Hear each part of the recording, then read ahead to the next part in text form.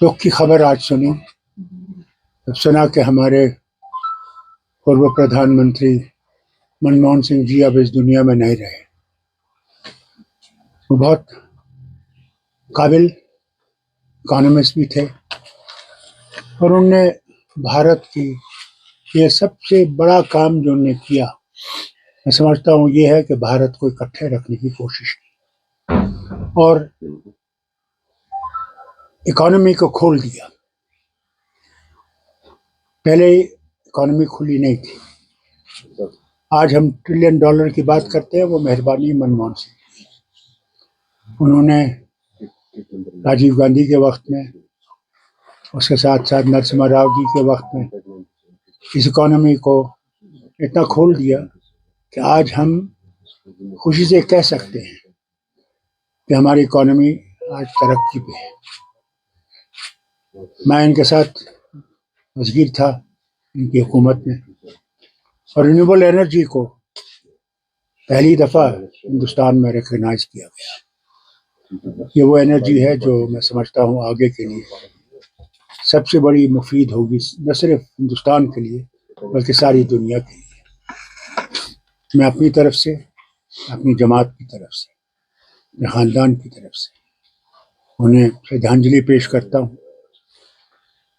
और उम्मीद करता हूँ कि जो काम छोड़ गए बाकी वो हम लोग और दूसरे उसको पूरा कर सकें और इस मुल्क को आगे ले सकें और भाईचारा रखें देशों के साथ।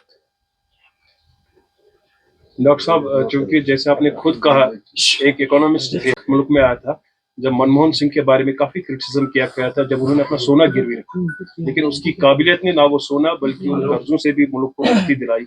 मुल्क के साथ साथ डॉक्टर मनमोहन सिंह की बिल्कुल सही कहा आपने। बल्कि मैं ये भी कहूँगा कि हमारे भाई पंडित भाई जो यहाँ से गए थे और किसी ने भी कोई बड़ा कदम उठाया उनको वापस लाने का, उनकी मुश्किलात को जम्मू में दूर करने का, वो मनमोहन सिंह की हुकूमत में उन्होंने किया। करीबन 3,000 से ज़्यादा शायद उनके बच्चों को यहाँ नौकरी दी कि वो घर आ सकें। उनके लिए जगती जैसा एक कॉलोनी खड़ी जहाँ वो आराम से रह सकेंगे जब तक वापस आ सकें। उनकी बहुत सी बातें हैं। मैं तो समझता हूँ इकबाल का शेर बहुत सही है, निगाह बुलंद नज़र परसोज है रख्त सफ़र मेरे कारवां के लिए। ऐसे लोग बहुत कम पैदा होते हैं और वही जो काम करते हैं उन्हीं के बारे में क्रिटिसिज्म होता है।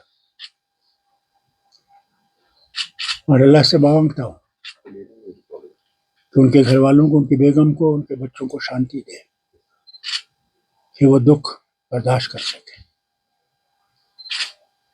और कभी ये ना भूलें कि उन्होंने जो कुर्बानियाँ इस वतन के लिए दी हैं वो रायगा नहीं जाएंगी। डॉक्टर साहब, आप उनके साथ फेलो मेंबर ऑफ पार्लियामेंट भी थे, उनकी सरकार में मंत्री भी थे। क्योंकि ये वक्त नहीं है कि मैं ऐसी बात कहूँ। फिर मौके आएंगे जब मैं आपसे बात करूँगा। आज तो इसी पे छोड़ दीजिए। क्या आपको लगता है प्रेजेंट गवर्नमेंट जो है उनके लिए डॉक्टर मनमोहन सिंह किसी मशल राह से कम नहीं है?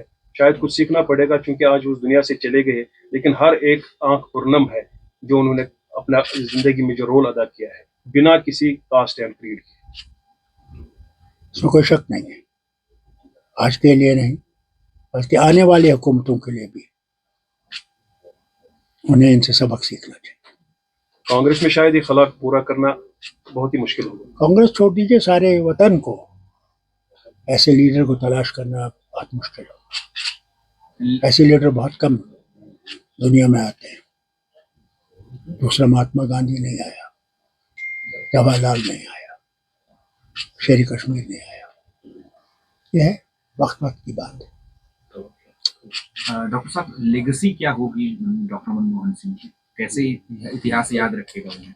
सबसे बड़ी चीज तो यह है कि उसने वतन को एक रखने की कोशिश की, मोहब्बत पैदा की। ہمارے پڑوسی سے بھی محبت کی کوشش کی.